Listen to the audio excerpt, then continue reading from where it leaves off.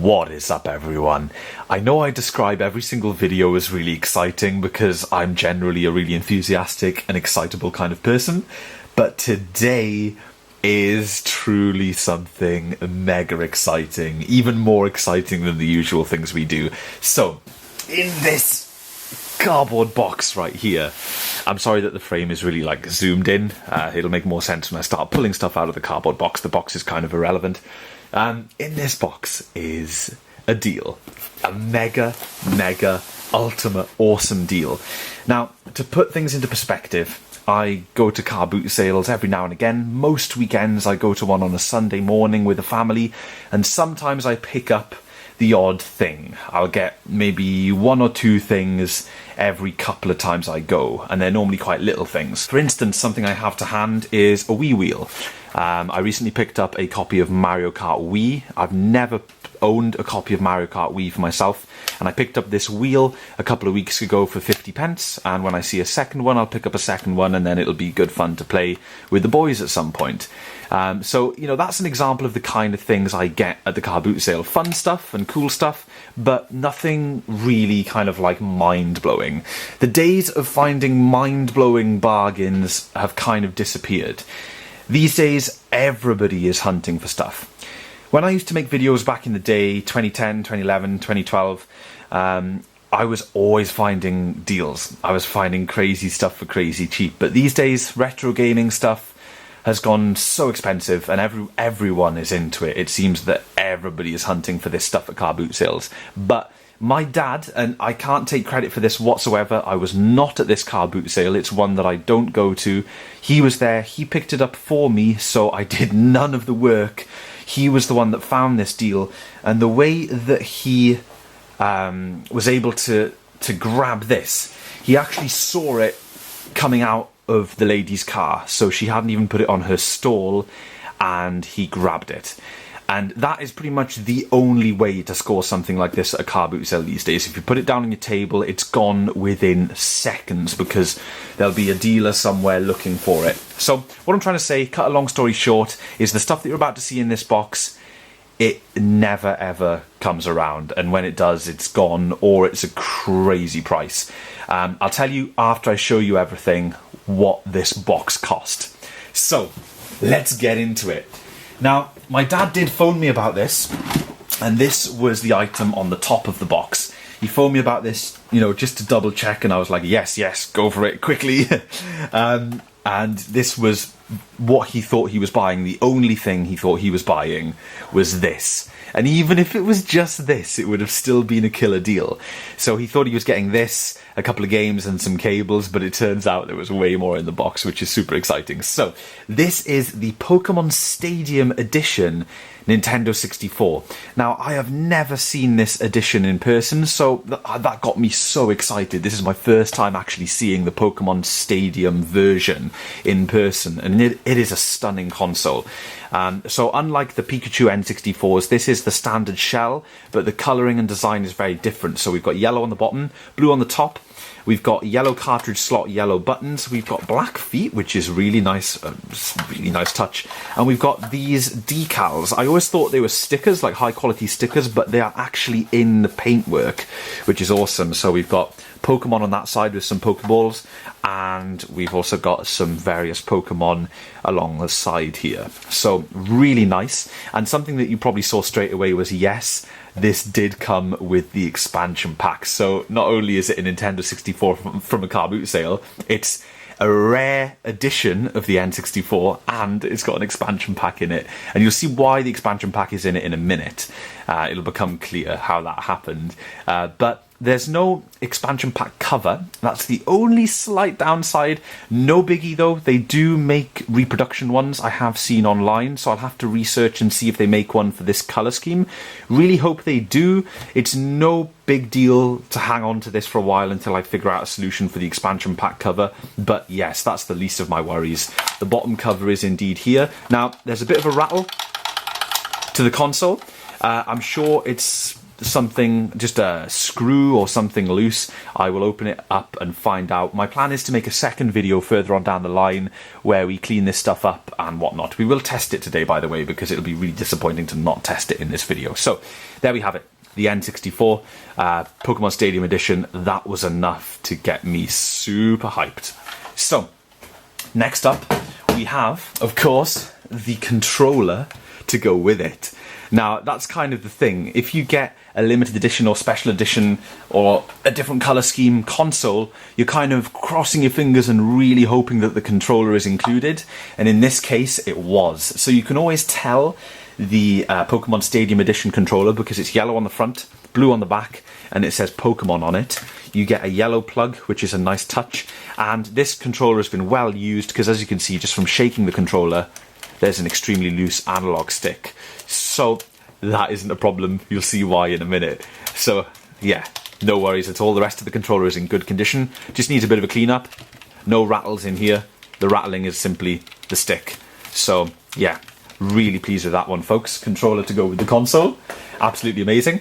So the reason I say no need to worry is because the console came with a second controller. This is the standard grey controller, and this has a much tighter analog stick. Not the tightest analog stick in the world, but much tighter. Also, you can see that there's an official rumble pack in the... Oh, actually, no, not an official one. It is a Joy... What does that say? Joy something. It has a switch on it. It may be one of those ones with a built-in memory card, but I'm not 100% sure. Anyway, a rumble pack in the back there. Next up, we have another controller, and this is why I'm really not worried, because check that out. Super tight stick. They always sound different when they're tight as well. So yeah, awesome. I can put that stick in the Pokemon controller really easily. And this one even has a memory card in the back. Same brand as the Rumble Pack. So that's awesome. Bonus memory card in that one. And if that wasn't crazy enough, folks, there is another controller.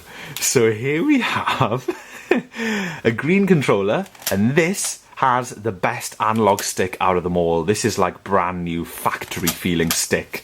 And there's also a memory card in the back of this one too. Very stiff. All this stuff needs a bit of a clean, but there you have it. Green controller in really nice condition. So as you can see, this is a pretty huge bundle at the moment. Oh man, I am chuffed to bits with this. Now then, not only was the console included and all of those controllers, but we have a few games. So, firstly, GT64, Rugrats Treasure Hunt, let's line them up, V-Rally 99, very common game in this country, see it absolutely everywhere, Star Wars Episode 1 Racer, we're starting to get up into the good games. Here's the explanation for the expansion pack, Donkey Kong 64. Okay, awesome. Next up, gold cartridge, Zelda Majora's Mask. Awesome. And finally, Pokemon Stadium 2, complete with shiny label and proper colour scheme cartridge. So all of these are genuine back in the day, straight from somebody's attic Nintendo 64 games. Awesome. I'll tell you the story behind this lot because I kind of know a little bit of the backstory, which is great. I'll tell you at the end of the video when I tell you the price. But those are the games included. 7 games. And when I tell you the price later on, you guys are not going to believe it. So that is a deal. And when I saw this game in particular, it kind of really resonated with me because back in 2012, I believe it was 2012, I had another N64 bundle and it was also an awesome deal. I got a load of controllers, also a green controller with that one as well, and that game. And that, I think, was pretty much the last time I got a killer N64 bundle deal from a car boot sale. So this really is reminding me of back in the day, which is so nice, giving me a little bit of a nostalgic feeling. So we're going to shift gears a little bit now, folks, and we're going to get a little bit weird. Bearing in mind, all I thought I was getting was the Pokemon Stadium N64 and a few cables, so this is already crazy. Next up, completely random, we have an Atari joystick, which is actually feeling in quite good condition. So there's the connector. At first when I saw it, I thought it was a plug-and-play TV game, but no, it's an actual joystick. So there's that. Very random, but cool. Let's quickly go over the cables that I got. I got the power cable for the N64. I got, loose in the box, a figure of 8 power cable. A kettle lead, random IEC cable. I got the RF modulator and the coaxial aerial cable for the N64. And I got a second N64 power supply. So that's all of the cabling. And next up, here comes the good stuff. If that wasn't good enough already. So, in the bottom of the box was a PS1, totally random, and in the PS1 was Ridge Racer. Awesome. So, as you guys can see, pretty cool stuff. It's a bit beaten up, but you know, that's a total bonus. So that explains the figure of 8 power cable. And then, this really is the icing on the cake. After all of that, after absolutely everything, there was another N64 in the bottom of the box. 2 N64s. So I've got 2 complete bundles here, missing 1 aerial cable, but you know, that's neither here nor there. Everyone wants AV cables these days anyway. You know, they're like 99p on eBay. Guys, incredible. Complete with the expansion pack cover, by the way. So here we have it all laid out. 4 controllers total. One of them, of course, being the Pokemon controller. And look at that. Pop some games in there just to, you know, make it look visually pleasing. This is unreal, folks. Absolutely unreal. So, story behind this. There was a lady in the car boot sale. She had all sorts of little bits of china. I believe like china ornamentation and whatnot. So nothing gaming related. And when my parents were walking up to this stall, it's not an area that they usually visit in the car boot sale because there's nothing there. But they turned up and my dad spotted her taking this lot out the boot of her car. This was sat on top of the box, so that's how he could see it. And as I say, at first we thought it was just this and, you know, some extra stuff, but it turned out to be everything. So he asked her really quickly, how much do you want for it? And she replied, 30 quid.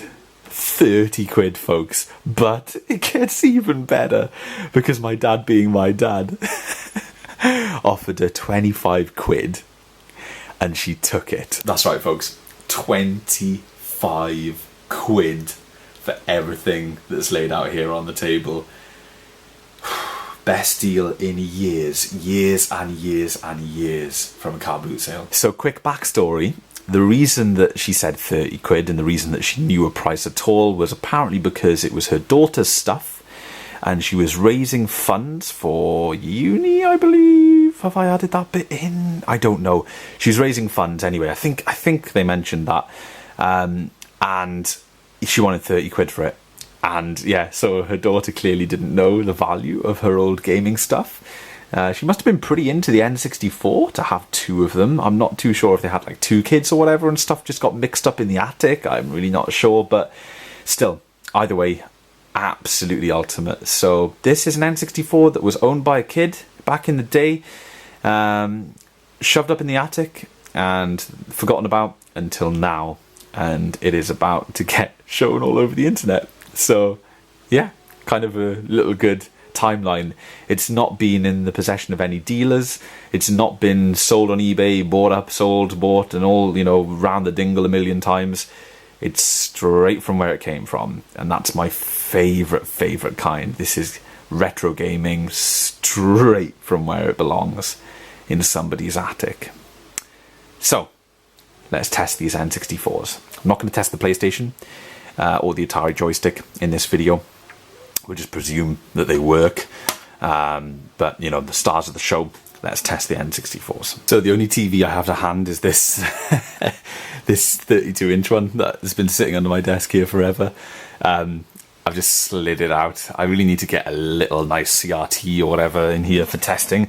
I do have this video monitor, but it's only got a BNC in, and I can't find any of my little composite to BNC adapters. Anyway, I've got this charcoal one hooked up first with the green controller because we're going to save the best till last. Star Wars Episode 1 Racer. Let's fire it up. Oh, yeah.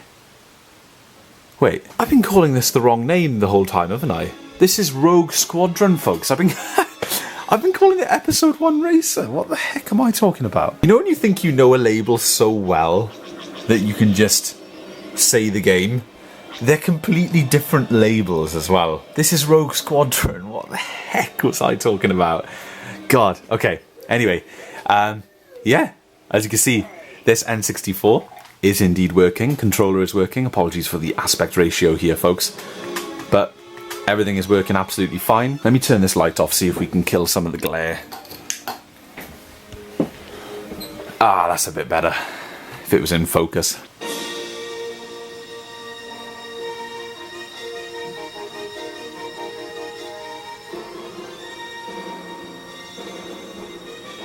Excellent, folks. So, that console is working absolutely fine. Obviously, we'll give it, I'd play it for a little while before, like, selling it or whatever. You know, that's not my ultimate testing method.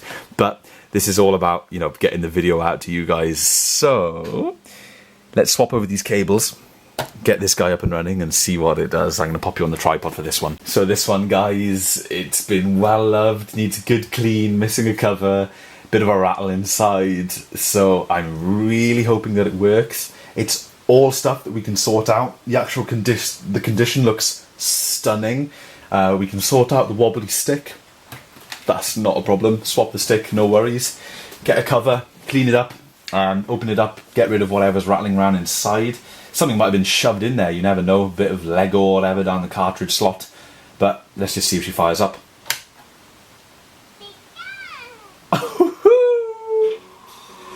Did I ever doubt it, folks? Did I ever doubt it? Here we are with a game I've never ever played because I've never owned it, never even seen it out in the wild. Pokemon Stadium 2. Got the first one, seen copies of it everywhere. Played it. Never played Pokemon Stadium 2. One of the few Dolby Surround games on the console. Okay guys, to give the analog stick a little test and also to test the expansion pack, I'm going to pop in Donkey Kong 64. Apologies if the focus goes a little bit weird on this one.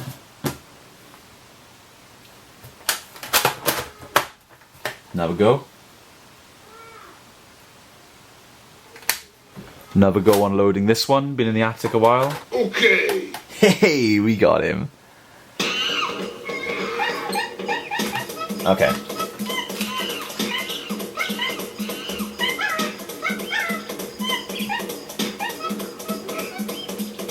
Another Dolby Surround game. So, just doing a bit of a further, test of this console. I've got to play it a tiny bit just to make sure. So, we're in Jungle Japes, the first proper level in Donkey Kong 64. I love this game. It took me years to get into it, years and years. And Jess and I actually got into it together. I didn't like this game back in the day. I've owned it for yonks, and I remember popping it in years ago, and I just couldn't get to grips with it. Thought it was too difficult, thought it was too hard to progress with all the different controls and collectibles and everything. But when you really get into it, it is a great fun game, and I do think that this game gets unfair negative criticism these days, just basically from people, in my opinion at least, that aren't patient enough to give it a proper go. It is definitely old in the sense that you gotta have patience to play it. It's not a super refined 3D platformer by any stretch of the imagination, but considering what this game is achieving on the console, it's a humongous game with loads to do, and it's great fun. And it just helps that everything about this game is kind of special. We haven't really received a proper 3D Donkey Kong game since. The worlds are just so big and colourful and fun. The music is great. You can play with different characters, all of which are fun and unique in their own ways. Donkey Kong probably actually being the least fun to play with, in my opinion. There's just so much to do, and yeah, it's absolutely great. challenging, but rewarding. So yeah, this video isn't about Donkey Kong 64 specifically. I just had to pop this one in to give it a go. Not sure if Pokemon Stadium 2 requires the expansion pack. I'm not 100% sure, but I thought it was worth popping this game in anyway, because I know that this game will not run without it, full stop. It just won't, it'll refuse to. So that's why it came bundled with the expansion pack. Donkey Kong came bundled with it, because you had to have it. So, little celebration there as we collected another golden banana, and yeah, call it a day for this one, I think, folks. So, what's next in the pipeline? We're going to make a video a bit further down the line, cleaning up the N64, opening it up to see what that rattle is. Hopefully nothing too crazy, but definitely cleaning it up. We're going to also, in that video, open up the controller, replace the analog stick, give everything a real deep, thorough cleaning. We're going to focus on that as a bundle. And what I'm basically at the moment going to do is keep it separate from all the other stuff, because all of this other stuff can be sold. That's not a problem at all. I can make some lovely money on selling this as an N64 bundle, and I'm going to save this till the very last minute, because as you guys know, the N64 is my favourite console of all time, and it will take quite a lot of willpower to sell it, because I've never come across this particular variation of the console in person, and I'm not like an official Nintendo collector or anything. You see those guys on YouTube and they've got every variation of the Nintendo 64 and whatever, and they've got them all stacked up on shelves or whatever. You know, I'm never going to be at that point. It's just too crazy for me, but it is still kind of like a dream of mine to own multiple N64s and put them on display and things. So it's going to be tough for me to let go of this one, because the way the retro gaming market is going at the moment, it is going to be extremely difficult to get a hold of this kind of stuff soon. Well, not difficult. If you're willing to pay, there's tons of it out there, but that's the thing. You've got to part with cash to get it, whereas before you could just get it anywhere for really cheap. I mean, I remember when I picked up the majority of my N64 stuff, nobody wanted it. It was like previous gen. So, you know, the PS2 and the Xbox and the GameCube were the in thing, and all the N64 stuff was bargain bucket. So you could grab all sorts for pennies. But yeah, it's just crazy to think. I know time moves on, and it's just general. That's the way everything works in life.